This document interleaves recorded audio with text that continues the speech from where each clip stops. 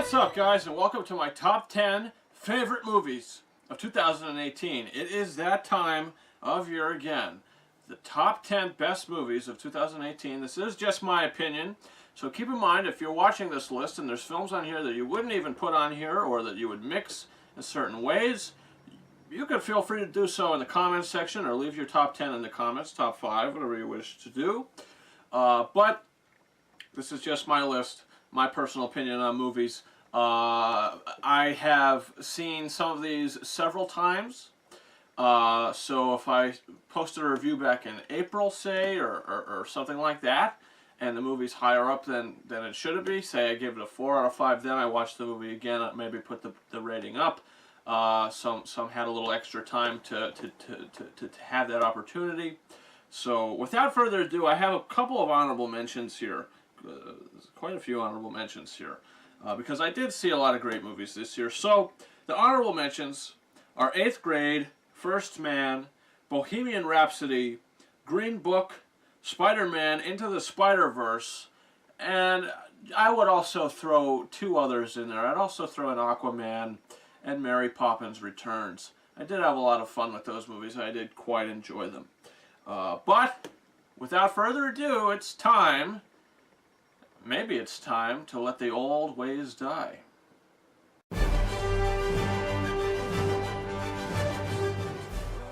From the shallow now.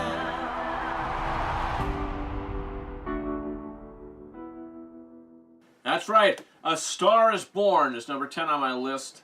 I think when I originally posted my review for this, I did say I liked Bohemian Rhapsody a little more, but after marinating on it, thinking about it, I just think A Star is Born is a better film overall. I think it's more impactful. The end of this movie totally slapped me across the face. It's deep, it's emotional, it's real, it's raw, and Bradley Cooper did a fantastic job delivering all those emotions on screen as a director and as an actor. I was totally engaged into the story, and I thought it was very well done. Lady Gaga's great in the movie. The music is good, and I can't wait to see it again and pick it up on 4K Blu-ray. That's something that's definitely going to happen. But moving on to number 9.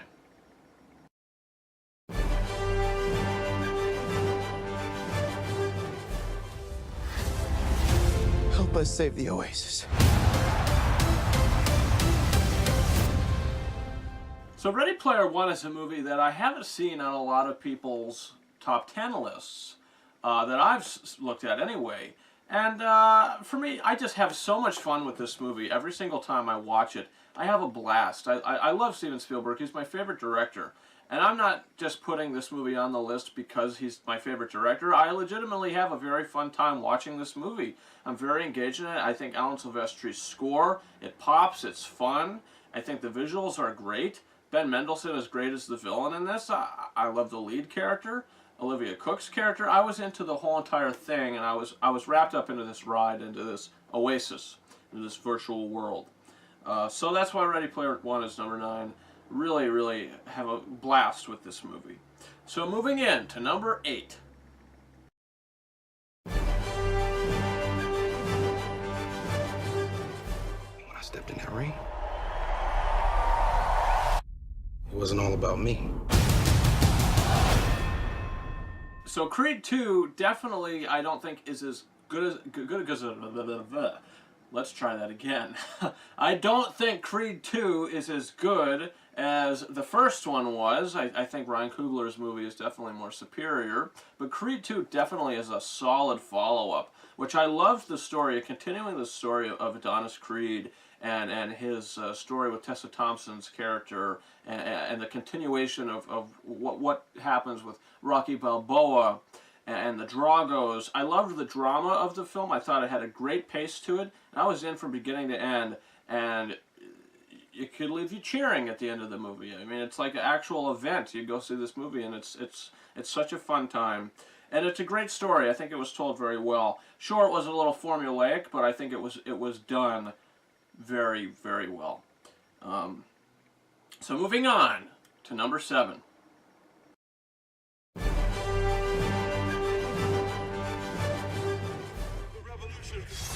We'll be live.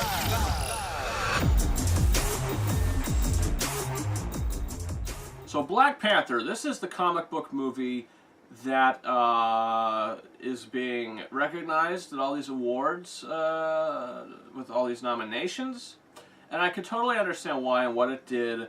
I could totally respect that. And this is a great movie. I mean, as a story, it's just a story, not a comic book movie, but as a story of family, of betrayal, of truth, of destiny, of all these different things. I think Ryan Coogler did a fantastic job coming in and setting up this world of Wakanda. Just from the first, 10 minutes of this movie, you're sucked into it, and it's so engaging and it's so enthralling.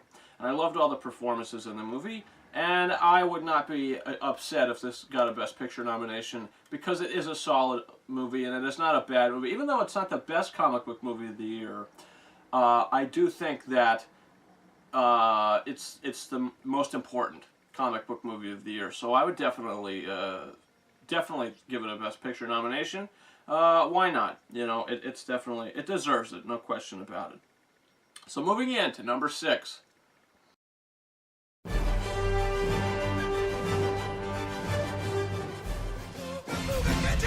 We're on a roll, baby. Black Klansman. This is a movie that I had to watch a second time. If I didn't watch it a second time, I do admit this would definitely be an honorable mention for me. But I did watch it again because I had an urge to watch it again. I said, you know what, before I make this list, I want to watch this movie again. And I did. And the second time was even better than the first time. I think I would definitely bump this up to a 4.5. I think I had it at a 4. It's such a well-told story. I think Adam Driver delivers a fantastic performance in this movie. John David Washington also is great. The direction is great. It's tight. The movie is a little long. I do feel it's a little long, but overall, it's so impactful, and it just sort of knocks you down, and it's like kind of puts things into perspective for you a little bit. And I was totally into it. I think every scene with Adam Driver in this movie is great and stellar. Without spoiling anything, I could watch those scenes over and over again. Great performances. So moving in to number 5.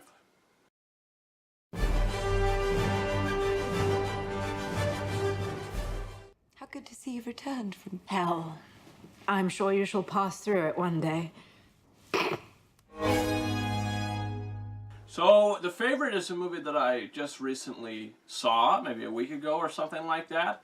And I was totally engaged in it. I was totally wrapped into this weird kind of story, and this weird kind of story that, you know, Olivia Colman and Rachel Weisz and Emma Stone's character sort of have to go through in this movie, and what happens, and the kind of humor to it, and the dark humor to it.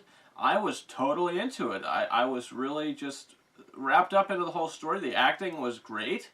The movie never had me bored. I was always like, wow, what the hell is going to happen next? The only thing that I thought was a little off about the movie was the last scene. Without spoiling anything, they leave the camera on certain things for a while, and there's fades that happen, and I just thought it was a little strange and off-setting and off-putting. But the rest of the movie, I loved it. I thought this was great, and I'm probably going to pick it up when it comes out on Blu-ray or 4K or whatever they decide to release it on, just to watch it again, because it is a really fun ride in a way. Not everyone is going to love it, and I understand that, but I was into it. I thought it was very good. So we're at the top 4 now, moving in to number 4.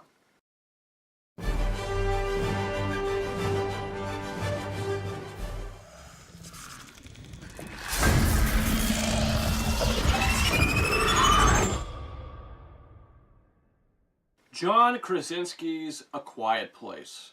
For the first time I watched this movie, this is another one I think I had it a 4 out of 5. After watching it several times on 4K, I would definitely bump this up to a 4.5 out of 5. This is such a smart movie. This is such a smart movie about what happens under these circumstances with this family. They can't speak, they can't make a noise, they have a deaf daughter. It's actually played by a real deaf actress that I just learned this like last night, I believe. I was watching YouTube and I came across that information. I was like, wow, I didn't know that. No wonder why it was so real and felt so real and powerful. I think the acting is great. I think the suspense is great. It's so smart and it's so well put together. I would love to see A Quiet Place nominated for Best screenplay at the Oscars, Best Original Screenplay. I think that it has a chance in screenplay. I think it has a chance in sound, editing, and mixing. Mainly for editing, probably. I don't know about the mix, but sound editing for sure. I could see A Quiet Place getting in there.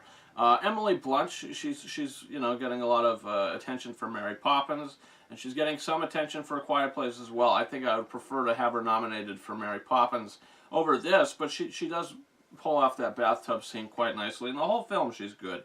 I think John Krasinski is also fantastic. He should be in the running for supporting actor as well. But I think the competition is just so... there's a lot of competition. So we'll have to see what happens with that. But yeah, this is a great film. Moving on to number 3 might be a surprise to some of you, but I loved it. So moving on to number 3.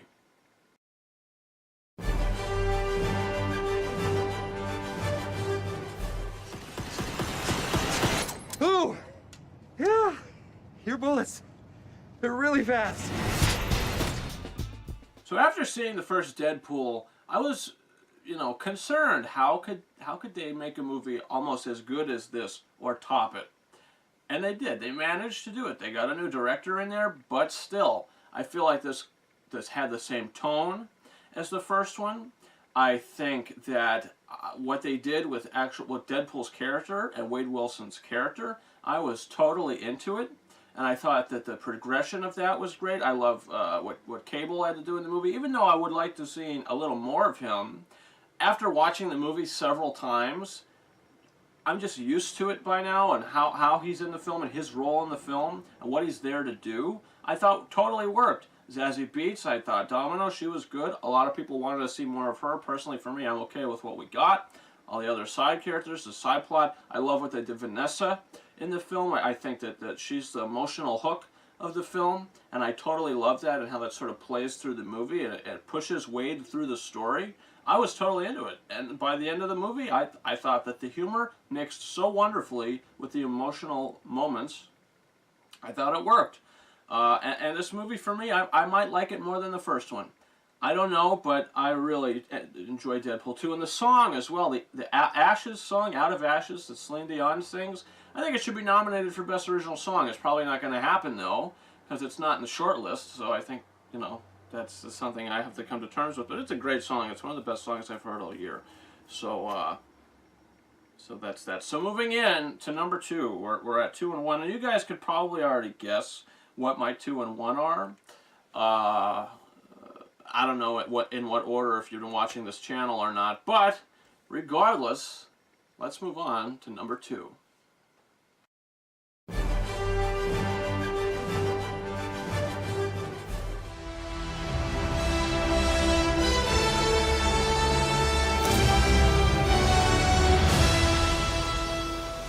Avengers Infinity War. What the Russo brothers accomplished with this movie was pretty much something that was almost impossible to accomplish. I feel like what they did, how many characters they had to juggle in this movie, they did it in such a way that just made it feel fluent. It progressed in all the right ways. I think this is definitely a 4.5 out of 5 for me. If there's one thing I have negative about the movie, is the Black Order. I feel like they're just kind of Thanos' guys that he sends to fight and all this. And I get why they're in the movie. I mean, they're part of the story, but I don't know. I just didn't care about that aspect of it as much. But that's not really the focus. The focus is Thanos. Thanos is pretty much the lead character of this film. And Josh Brolin is phenomenal in this movie, in this role, and all the other performances as well. All the other heroes. Captain America is in it. Iron Man. Everybody. Thor. The Guardians. I was into it, and by the end of the movie, you're totally left on a cliffhanger, wondering what's going to happen next. And some people say this does feel like a part 1. And Endgame is definitely going to feel like a part 2. I disagree with that. I feel like this movie has a beginning, it has a middle, and it has an end. Thanos had a goal, and he accomplished his goal. And people aren't used to seeing a superhero movie end like this, which is why they say, "Oh, well, this is definitely a part 1." No, it's a contained story. In the next one, it's going to follow-up from this story. So I was totally into Infinity War. Alan Silvestri's music is top-notch. I love it. The Avengers theme is fantastic, and I loved hearing that again. But all right, guys, moving in to number 1, my favorite movie of 2018. This could be a surprise to some of you, but it's the movie that I've watched the most in the theater and at home since buying it. I love this movie. I could watch this movie until I'm blue in the face.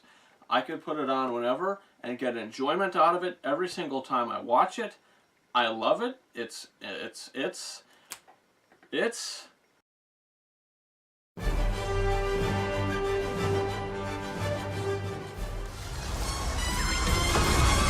Combustion imminent? What does that mean? Ah! It means fire, Robert. That's right. It's incredible. Incredibles 2. I love the crap out of this movie. I can't emphasize enough how much I love this movie. After seeing it in the theater, I was totally blown away by it. There's a sequence that gives me chills. Still to this day when I watch it, it's like the Ambassador Ambush. That's what the track is called, Michael Giacchino's track. It's when Elastigirl is going through all the helicopters, you know, the Ambassador is in trouble, and it's the helicopter action sequence, and the music kicks in. There's some shots in that sequence that give me chills. The whole movie is fantastic. I love the opening sequence. I think it's great. I think the score is great. I love the family dynamic. I think that the humor works. I think it has heart. This is, to me, this is the most mature animated film I've seen all year. Spider-Man Into the Spider-Verse comes in a close second place.